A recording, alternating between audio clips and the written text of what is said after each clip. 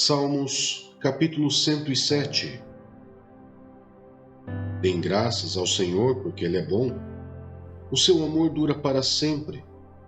Assim o digam os que o Senhor resgatou, os que livrou das mãos do adversário e reuniu de outras terras, do Oriente e do Ocidente, do Norte e do Sul. Perambularam pelo deserto e por terras áridas, sem encontrar cidade habitada. Estavam famintos e sedentos, sua vida ia se esvaindo. Na sua aflição, clamaram ao Senhor. Ele os livrou da tribulação em que se encontravam e os conduziu por caminho seguro a uma cidade habitada. E eles dêem graças ao Senhor por seu amor leal e por suas maravilhas em favor dos homens, porque Ele sacia o sedento e satisfaz plenamente o faminto. Assentaram-se nas trevas e na sombra mortal, aflitos, acorrentados, pois se rebelaram contra as palavras de Deus e desprezaram os desígnios do Altíssimo. Por isso, Ele os sujeitou a trabalhos pesados, eles tropeçaram, não houve quem os ajudasse. Na sua aflição, clamaram ao Senhor, e Ele os salvou da tribulação em que se encontravam. Ele os tirou das trevas e da sombra mortal, e quebrou as correntes que os prendiam. Que eles deem graças ao Senhor por seu amor leal e por suas maravilhas em favor dos homens, porque despedaçou as portas de bronze e rompeu as traças de ferro. Tornaram-se tolos por causa dos seus caminhos rebeldes e sofreram por causa das suas maldades. Sentiram repugnância por toda a comida e chegaram perto das portas da morte. Na sua aflição, clamaram ao Senhor, e Ele os salvou da tribulação em que se encontravam. Ele enviou a sua palavra e os curou, e os livrou da morte. Que eles deem graças ao Senhor por seu amor leal e por suas maravilhas em favor dos homens. Que eles ofereçam sacrifícios de ação de graças e anunciem as suas obras com cânticos de alegria. Fizeram-se ao mar em navios, para negócios na imensidão das águas, e viram as obras do Senhor, as suas maravilhas nas profundezas. Deus falou e provocou um vendaval, que levantava as ondas. Subiam aos céus e desciam aos abismos. Diante de tal perigo, perderam a coragem. Cambaleavam, tontos como bêbados, e toda a sua habilidade foi inútil. Na sua aflição, clamaram ao Senhor, e Ele os tirou da tribulação em que se encontravam. Reduziu a tempestade a uma brisa e serenou as ondas. As ondas sossegaram, eles se alegraram, e Deus os guiou ao porto almejado. E eles deem graças ao Senhor por seu amor leal e por suas maravilhas em favor dos homens. Que o exaltem na assembleia do povo e o louvem na reunião dos líderes. Ele transforma os rios em deserto e as fontes em terra seca. Faz da terra fértil um solo estéril, por causa da maldade dos seus moradores. Transforma o deserto em açudes e a terra ressecada em fontes. Ali ele assenta os famintos para fundarem uma cidade habitável, semearem lavouras, plantarem vinhas e colherem uma grande safra. Ele os abençoa e eles se multiplicam, e não deixa que os rebanhos diminuam. Quando, porém, reduzidos, são humilhados com opressão, desgraça e tristeza. Deus derrama desprezo sobre os nobres e os faz vagar num deserto sem caminhos. Mas tira os pobres da miséria e aumenta suas famílias como rebanhos. Os justos veem tudo isto e se alegram, mas todos os perversos se calam. Reflitam nisso os sábios e considerem a bondade do Senhor. Deuteronômio, capítulo 20. As leis sobre a guerra. Quando vocês forem à guerra contra os seus inimigos e virem cavalos e carros e um exército maior do que o seu, não tenham medo. pois o Senhor, o seu Deus, que os tirou do Egito, estará com vocês. Quando chegar a hora da batalha, o sacerdote virá à frente e dirá ao exército: Ouça, ó Israel, hoje vocês vão lutar contra os seus inimigos. Não desanimem, nem tenham medo. Não fiquem apavorados, nem aterrorizados por causa deles, pois o Senhor, o seu Deus, os acompanhará e lutará por vocês contra os seus inimigos para lhes dar a vitória. Os oficiais dirão ao exército: Há alguém que construiu uma casa e ainda não a dedicou? Volte ele para sua casa, para que não morra da guerra e outro dedique. Há alguém que plantou uma vinha e ainda não desfrutou dela? Volte ele para sua casa, para que não morra na guerra e outro desfrute da vinha. Há alguém comprometido para casar-se que ainda não recebeu sua mulher? Volte ele para sua casa, para que não morra na guerra e outro se case com ela. Por fim, os oficiais acrescentarão: Alguém está com medo e não tem coragem? Volte ele para sua casa, para que os seus irmãos israelitas também não fiquem desanimados. Quando os oficiais terminarem de falar ao exército, designarão chefes para comandar as tropas. Quando vocês avançarem para atacar uma cidade, envie-lhe primeiro uma proposta de paz.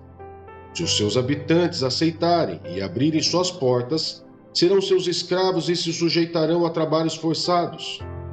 Mas se eles recusarem a paz e entrarem em guerra contra vocês, sitiem a cidade. Quando o Senhor, o seu Deus, entregá-la em suas mãos, matem ao fio da espada todos os homens que nela houver. Mas as mulheres, as crianças, os rebanhos e tudo o que acharem na cidade será de vocês. Vocês poderão ficar com os despojos dos seus inimigos, dados pelo Senhor, o seu Deus. É assim que vocês tratarão todas as cidades distantes que não pertencem às nações vizinhas de vocês. Contudo, na cidade das nações que o Senhor, o seu Deus, lhes dá por herança, não deixem vivo nenhum ser que respira.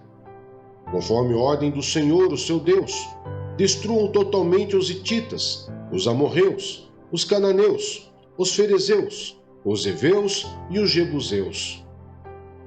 Senão, eles os ensinarão a praticar todas as coisas repugnantes que fazem quando adoram os seus deuses, e vocês pecarão contra o Senhor, o seu Deus.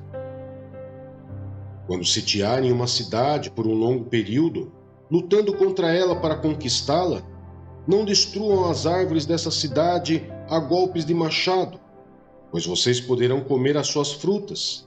Não as derrubem. Por acaso as árvores são gente, para que vocês as sitiem? Entretanto, poderão derrubar as árvores que vocês sabem que não são frutíferas, para utilizá-las em obras que ajudem o cerco, até que caia a cidade que está em guerra contra vocês.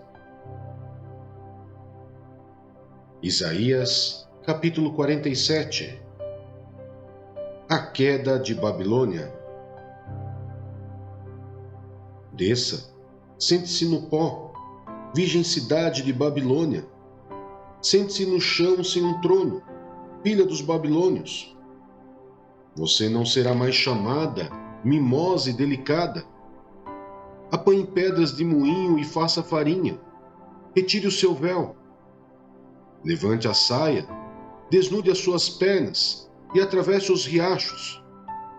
Sua nudez será exposta e sua vergonha será revelada. Eu me vingarei, não pouparei ninguém. Nosso Redentor, o Senhor dos Exércitos, é o seu nome, é o Santo de Israel. Sente-se em silêncio, entre nas trevas, cidade dos babilônios. Você não será mais chamada Rainha dos Reinos. Fiquei irado contra o meu povo e profanei minha herança.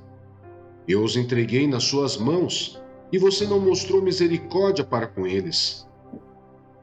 Mesmo sobre os idosos, você pôs um jugo muito pesado. Você disse: continuarei sempre sendo a rainha eterna. Mas você não ponderou essas coisas, nem refletiu no que poderia acontecer. Agora então escute, criatura provocadora, que age despreocupada e preguiçosamente em sua segurança, e diz a si mesma: somente eu e mais ninguém. Jamais ficarei viúva, nem sofrerei a perda de filhos. Essas duas coisas acontecerão a você, no mesmo instante, num único dia. Perda de filhos e viuvez virão sobre você com todo o seu peso, a despeito de suas muitas feitiçarias e de todas as suas poderosas palavras de encantamento. Você confiou em sua impiedade e disse: ninguém me vê. Sua sabedoria e seu conhecimento a enganam quando você diz a si mesma: somente eu e mais ninguém além de mim. A desgraça alcançará e você não saberá como esconjurá-la. Cairá sobre você um mal, do qual você não poderá proteger-se com um resgate. Uma catástrofe que você não pode prever cairá repentinamente sobre você. Continue, então, com suas palavras mágicas de encantamento e com suas muitas feitiçarias, nas quais você tem se afadigado desde a infância. Talvez você consiga, talvez provoque pavor. Todos os conselhos que você recebeu só a deixaram extenuada.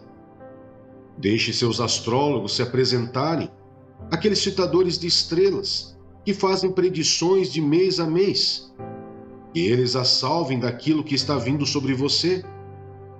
Sem dúvida, eles são como restolho, o fogo os consumirá. Eles não podem nem mesmo salvar-se do poder das chamas. Aqui não existem brasas para aquecer ninguém, não há fogueira para a gente sentar-se ao lado. Isto é tudo o que eles podem fazer por você, esses com quem você se afadigou e com quem teve negócios escusos desde a infância. Cada um deles prossegue em seu erro. Não há ninguém que possa salvá-la. Apocalipse, capítulo 17. A mulher montada na besta. Um dos 7 anjos que tinham as 7 taças aproximou-se e me disse: venha, eu lhe mostrarei o julgamento da grande prostituta que está sentada sobre muitas águas, com quem os reis da terra se prostituíram. Os habitantes da terra se embriagaram com o vinho da sua prostituição. Então o anjo me levou no espírito para um deserto. Ali vi uma mulher montada numa besta vermelha. Estava coberta de nomes blasfemos e que tinha 7 cabeças e 10 chifres. A mulher estava vestida de púrpura e vermelho e adornada de ouro, pedras preciosas e pérolas. Segurava um cálice de ouro, cheio de coisas repugnantes e da impureza da sua prostituição. Em sua testa havia esta inscrição: Mistério. Babilônia a Grande, a mãe das prostitutas e das práticas repugnantes da terra. Vi que a mulher estava embriagada com o sangue dos santos, o sangue das testemunhas de Jesus. Quando a vi, fiquei muito admirado. Então o anjo me disse: por que você está admirado? Eu lhe explicarei o mistério desta mulher e da besta, sobre a qual ela está montada, que tem 7 cabeças e 10 chifres. A besta que você viu era e já não é. Ela está para subir do abismo e caminha para a perdição.